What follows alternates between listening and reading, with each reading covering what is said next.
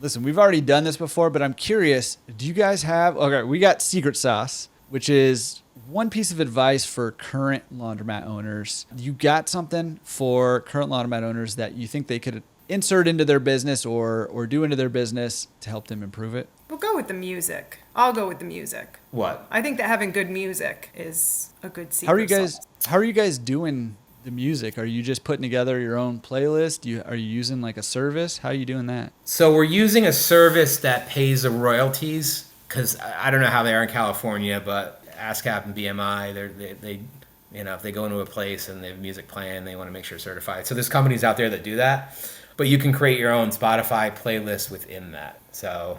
Oh, okay. So what we do is we originate a Spotify playlist and then export it out to the stores. Do you know what that service is called? That's okay if not. I'm just curious. I'll shoot it over to you, Jordan, All right. so you have it. If he actually does, I'll put a link in the description or the show notes. But don't hold your breath. I can't believe I Just can't Google find it, that. people. I can't find that book. Must not be that great. Yeah. No, it's really good. I don't have it with me. That's the problem. Do you know who it's by? What's the general idea of the book? I probably So read it. it's a restaurant owner in New York, and it's a really good book. So he's a restaurant owner in New York, and he was awarded one of the top 50 restaurants in the country, right?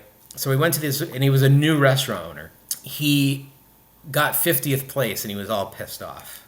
But he was among... Setting the table? No. Okay. It's the book All right, keep from going, keep going. the show The Bear. I'm sorry. I'm holding you up. I'm going to find out.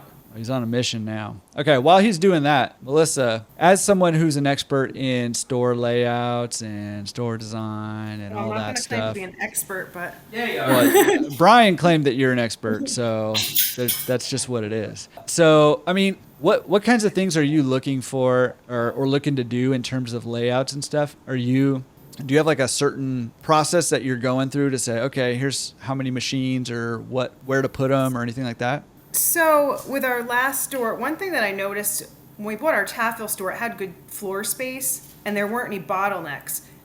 So I've gone into stores, and one thing that I don't like when I go into a store is if the machines are too close together and someone comes in with a ton of laundry.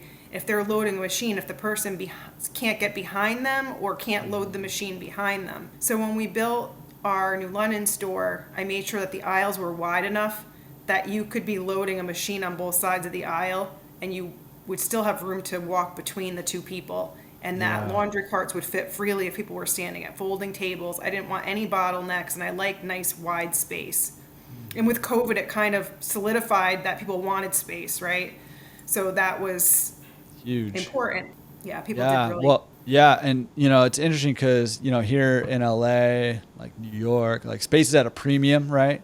Space and there too, actually. You just see so many laundromats where machines are crammed in there, and also, distributors get paid based off of how much they sell you, and so they sell you a whole lot of machines, and sometimes you don't need that many machines, but you don't know what you don't know, right? So, yeah, and that idea had never even crossed my mind really until I started the podcast. I started talking to some owners that are, doing really well, and they had like space in the aisles, and I'm like, whoa, like people are like, yeah, you can move around.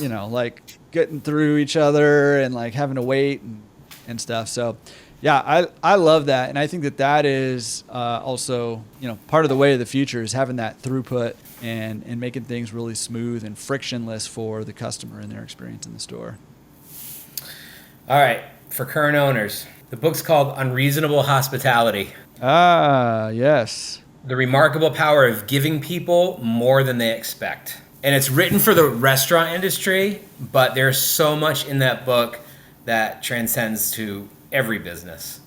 So, and just that line of giving people more than they expect that did it for me. So that's one of my summer reading books. I'm not done with it yet, but it's a fantastic book. Yeah, I love that. I have not read that book actually, so I'm gonna put it on my list.